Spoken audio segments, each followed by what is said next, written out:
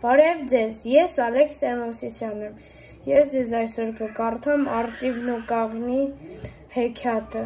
հեղինակն է Հովհաննես Թումանյան։ Եղավ մի անգամ անտառի միջին արծիվն ու կաղնին այսպես վիճեցին,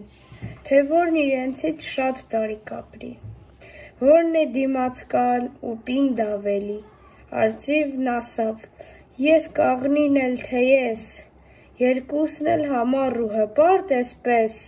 մեծ պարծեցան, սաստիկ վիճեցին։ Վերջը ես տեսակ պայման կապեցին,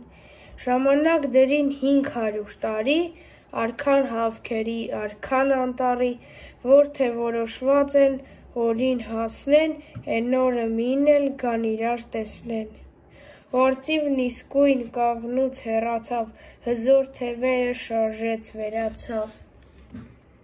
Դեպի ամպերը, դեպի ժայռերը, ուր անց է կացնում իր լավ օրերը, կաղնին էլ փռեց ճյուղերն երկաթի, խոր մխեց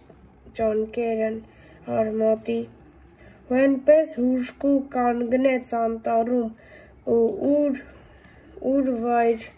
չընկնի էլ 500 տարում։ Դարեր անցկացան, և ահա մի օր արծիվն եկավ ծերացած, անզոր ծվոցը կտրած տկար հևալով, թույլ թևերը հազիվ քարշ տալով տեղ հասավ մի կերպ, նայեց դեսուդեն, տեսավ, որ կաղնին ընկել է արդեն, ճյուղերը թև դեռ թարմ ու կանաչ, ընկել էր ահեղ փոթորիկի առաջ, հեյ կանչեց գոռոզ պարծենկոտ կաղնին, դե լավ ճանաչիր ինձ ու քեզ հիմի, 500 տարուց մի ժամ էլ դեռ կա, ընկել ես արդեն անկոտրում հսկա, 500 տարի ապրել եմ կանգնած, էդքան էլ կապրեմ դեռ էսպես թիկնած, մինչև լրանամ մի 1000 տարին, պատասխան տվավ ընկավ վիթխարին։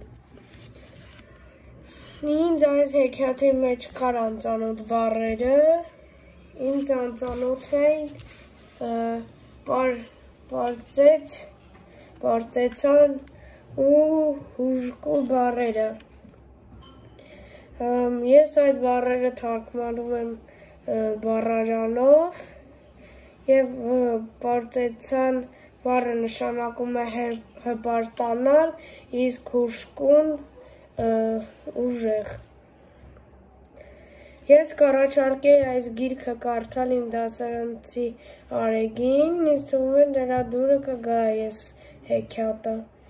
Ինձ թվում է, որ ես լավ կարդացի և հիմա կկարդամ մի հատված։ Դեպի ամպերը, դեպի ժայռերը, ուր անց է կացնում իր լավ օրերը, կաղնին էլ փռեց ճյուղերը երկաթի, խոր մղեց ճանկերը արմատի, ու այնպես հուժկու կանգնեց անտառում, որ վայր չընկնի էլ